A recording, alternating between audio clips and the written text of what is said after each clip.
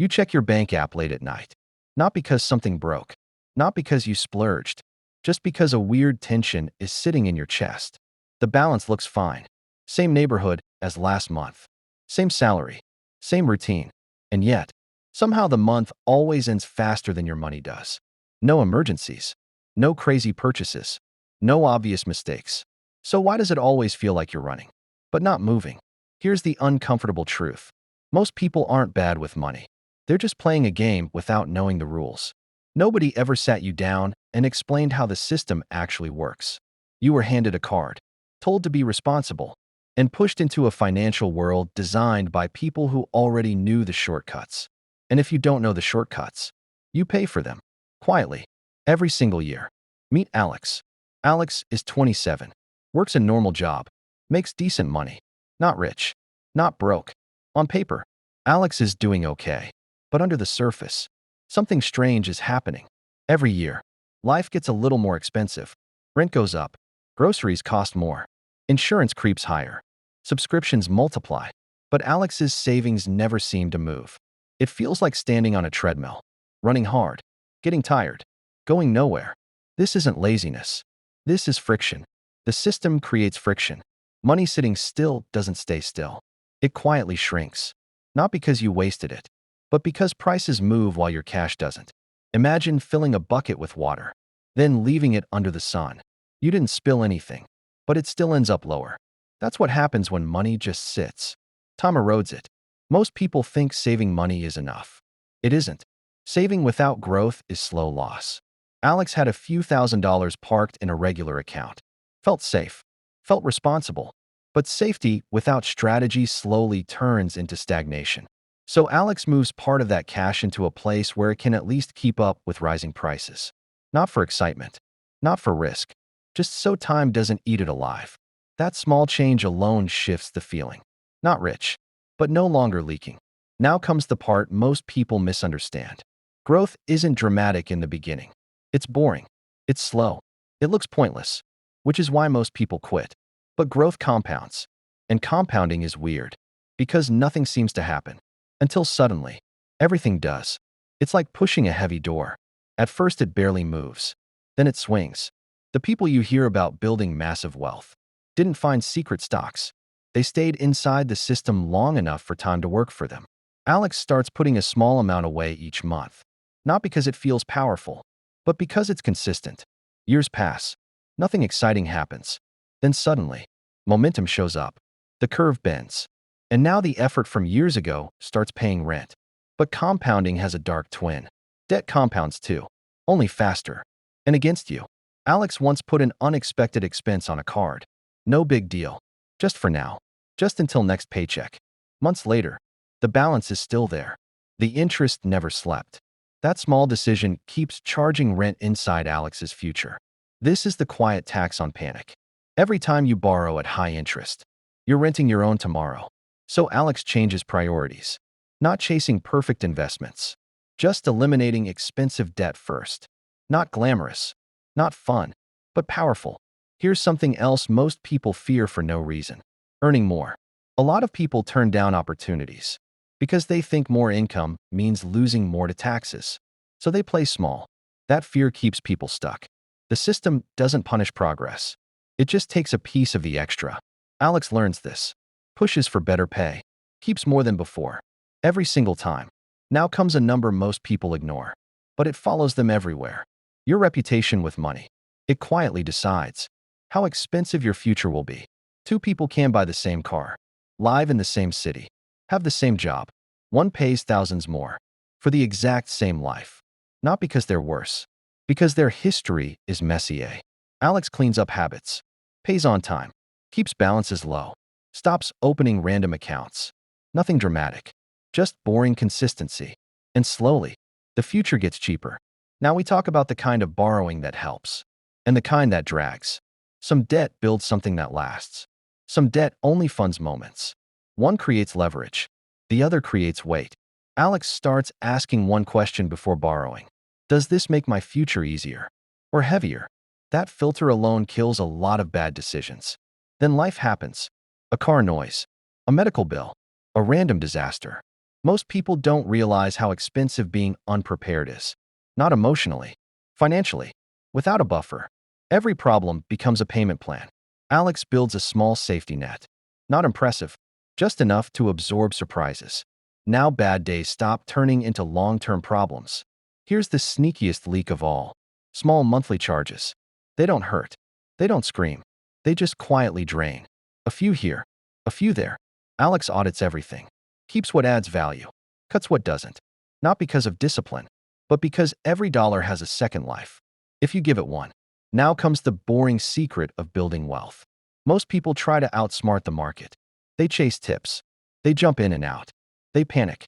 The people who win automate, diversify, and stop touching things. Alex doesn't try to be clever, just consistent. And over time, the boring strategy beats the exciting one. Then income grows. Here's where most people lose the game. Lifestyle grows with it. Not in big dramatic jumps. In small upgrades that feel earned. A nicer place. A better car. More convenience. Nothing feels reckless. But the gap between earning and keeping never changes. Alex decides to lock in progress. Every raise, a portion disappears into the future before it ever touches today. So life improves, but freedom improves faster. Finally, protection. Nobody plans for disaster, but disaster doesn't care. A single event can undo years. So Alex treats protection like gravity. Invisible, but non-negotiable. Not because something bad will happen, but because if it does, life shouldn't collapse financially along with emotionally. At the beginning, Alex thought money problems were personal failures. Now, Alex sees the pattern. The system rewards awareness, not perfection. You don't need to fix everything today. You just need to start seeing the rules. Because once you see them, you can't unsee them. And once you stop leaking, momentum becomes possible. If even one part of this made something click, that's your starting point. Not 10 changes. One action. Today. Because the system doesn't wait. And neither should you. The strange thing about money is that it changes how you think, long before it changes what you have. When Alex started paying attention, not obsessing, just noticing, small things began to shift. Not the numbers, the behavior. Alex stopped checking the balance for comfort and started checking direction. Am I moving forward? Or just surviving another month? That question alone rewires decisions. A coffee isn't just a coffee anymore. It's a choice between comfort now or momentum later. Not because coffee is evil, but because patterns compound. Most people don't go broke from one bad decision. They drift broke, one normal decision at a time. Alex begins to see money as flow, not a pile. Incoming, outgoing, leaks, friction, acceleration. Once you see flow, you can design it. Alex sets simple rules. Money that's meant for today stays liquid. Money meant for later goes where time can multiply it. Money meant for protection stays untouched. No drama, just structure. The stress doesn't vanish, but the noise does, because now there's a plan underneath the chaos. Here's what nobody tells you. The system is patient. It doesn't punish you immediately. It waits. It waits for habits to harden, for defaults to lock in, for later to turn into never. Then one day, you wake up older, and the math is heavier. That's why early awareness feels unfair. Because once you see the cost of delay, you can't unsee it. Alex watches friends upgrade lifestyles. New places, better cars, more travel. Nothing wrong with that. Until the upgrades become invisible commitments. Monthly obligations stack, quietly, and then flexibility disappears. Not because life is bad, but because it's full. Alex starts protecting flexibility. Not money. Flexibility. The ability to walk away, to change jobs, to take risks, to breathe. Flexibility is what money is actually for. Most people think wealth is luxury. It isn't. Wealth is options, time, distance from panic. Alex stops chasing looking rich and starts building not needing to look rich. That shift changes behavior in rooms, at work, in negotiations, in relationships. Because desperation is expensive and freedom is calm. Then comes temptation. News headlines, market noise, hot tips, social media millionaires. Everyone looks like they're winning faster. Alex almost jumps, then remembers. Speed feels good, until it crashes. So Alex stays boring, keeps contributions steady, keeps hands off, keeps emotions out. The market does what it does. Alex does what Alex does. Consistency outlasts excitement. Another year passes. Still no fireworks. But something subtle appears. The feeling of being slightly ahead. Not rich, but not fragile. A surprise bill doesn't wreck the month. A slow work week doesn't trigger panic. A bad decision doesn't spiral into 10 more. Stability creates margin. Margin creates better choices. Better choices create momentum. Now Alex starts thinking in longer timelines. Not weeks, not months, years. That changes what matters. Short-term noise loses power. Urgency shrinks. Trends stop controlling emotions. When you think in decades, you stop reacting and start positioning. You don't chase every opportunity. You build the ones that survive time. This is where most people flip the script. They stop asking, how do I make more money this year? And start asking, how do I design a life that doesn't trap me? Alex starts shaping life around space. Not just income. Room to say no. Room to rest. Room to fail without collapsing. This is quiet power. Nobody sees it, but everyone feels it. Then something interesting happens. Alex realizes, most financial stress isn't about money. It's about lack of margin. No margin means every problem feels existential. Every expense feels like a threat. Every risk feels impossible. Margin changes how problems feel. The same problem with margin feels smaller, manageable, temporary. This is what the system never teaches. Because margin gives you leverage, and leverage gives you choice. Choice is dangerous to systems built on predictability. So you were never taught how to build margin. You were taught how to survive cycles. Alex stops surviving cycles and starts designing escape velocity, not in one leap, in small steady moves. Now zoom out. Imagine millions of people like Alex. Not perfect, not rich, just aware. The system changes when awareness spreads, because friction only works when people don't see it. The moment you see the leak, you can't unknow it. You don't need to become obsessed with money. You just need to stop being blind to it. That's the real shift. Not numbers, not hacks, vision. You don't win by beating the system. You win by understanding the terrain. So here's your moment. Not to change everything, just to pick one leak and close it. One recurring charge, one bad debt, one ignored account, one automated contribution, one small structural shift. Because structure beats motivation. Every time, motivation fades. Structure runs quietly in the background. And months from now, you won't remember the day you made the change, but you will feel the difference. That's how the game actually changes. Not in dramatic moments, but in invisible systems you set up once, and then let time carry for you. If this reframed how you see money, that's the signal. Not to binge tips, but to act once. And then let boredom do the heavy lifting. There's a phase nobody talks about.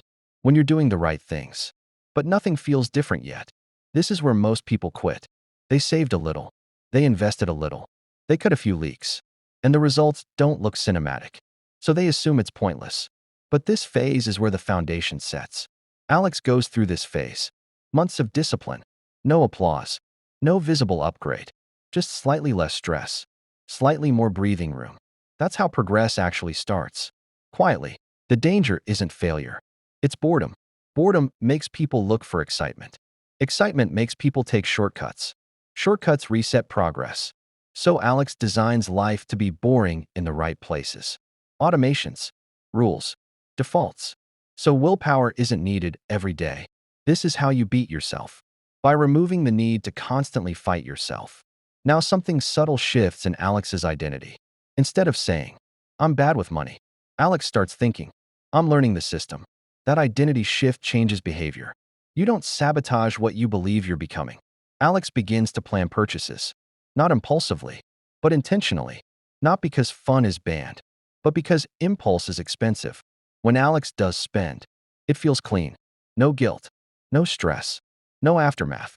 Because it was chosen, not drifted into. This is the difference between control and restriction. Restriction creates rebellion. Control creates calm. Now the social pressure shows up. Friends spend differently. They upgrade faster. They travel more. They flex harder. Comparison whispers, you're falling behind. But Alex learned something important. You only see the highlight reel. You never see the monthly payment. You see the vacation, not the debt. You see the car, not the interest. You see the lifestyle, not the leverage behind it. So Alex stops competing with optics and starts competing with freedom. Freedom doesn't post well, but it feels incredible. Another year passes. Alex's life doesn't look radically different. But inside, the foundation is solid. There's a small cushion. There's less panic. There's more choice. That changes how Alex shows up at work. Not desperate, not clinging, not afraid, which ironically leads to better opportunities. Because calm people negotiate better. They walk away from bad deals. They don't accept the first offer out of fear. Now zoom forward again. This is where time starts to show its power. Small decisions from years ago now feel heavy, not in burden, in benefit. Money that once felt tiny now feels meaningful, not because Alex became a genius, but because Alex stayed consistent. This is the part people misinterpret.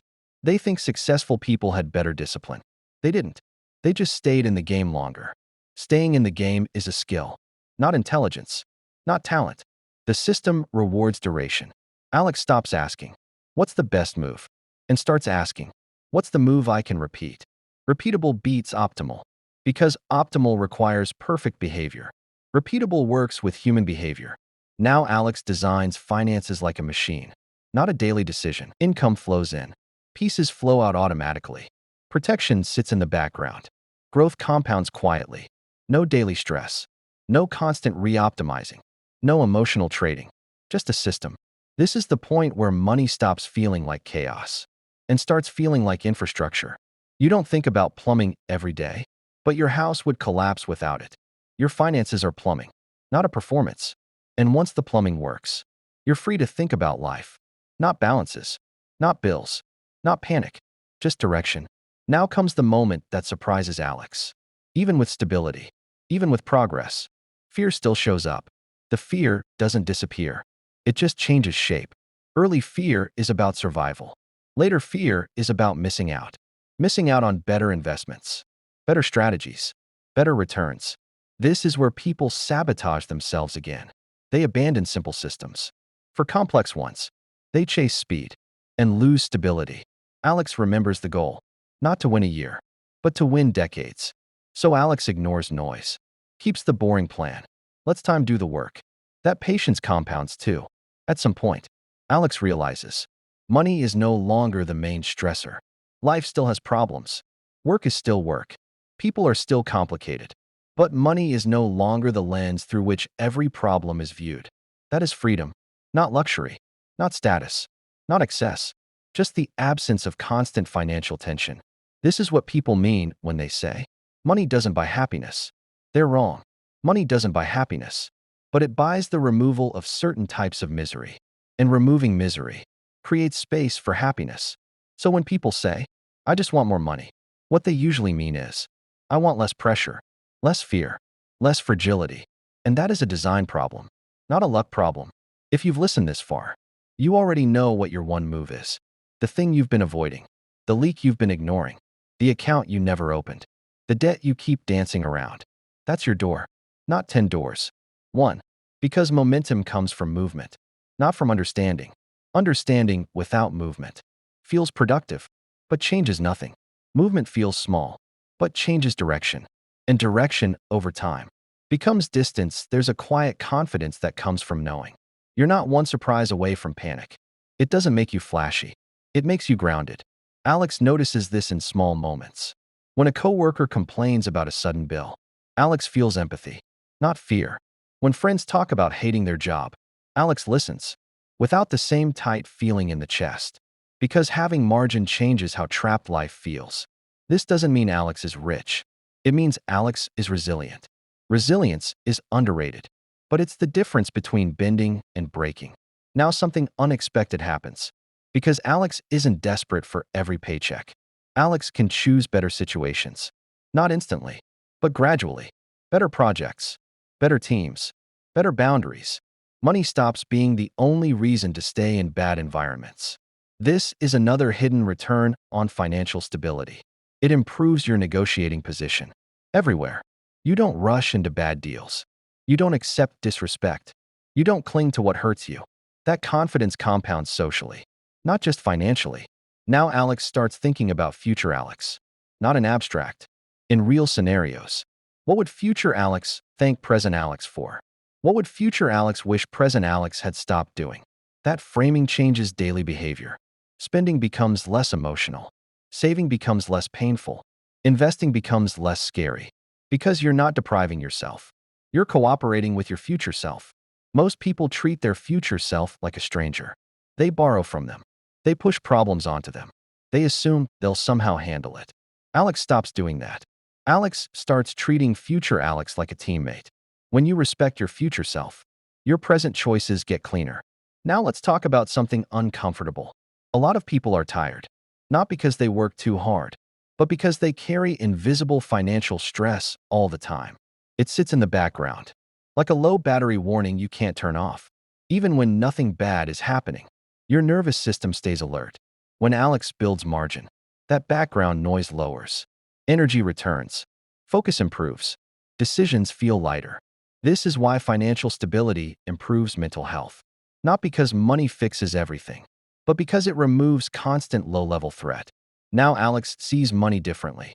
Not as a score, not as identity, not as proof of worth, just as a tool. A boring tool, like a wrench. Useful, not emotional. The more emotional you are with tools, the more likely you are to hurt yourself with them. Alex becomes less reactive. Headlines come and go. Trends explode and vanish. People brag about wins, then go silent about losses. Alex doesn't flinch, because the plan doesn't depend on today's mood. It depends on time. Time doesn't care about your emotions, but it rewards consistency.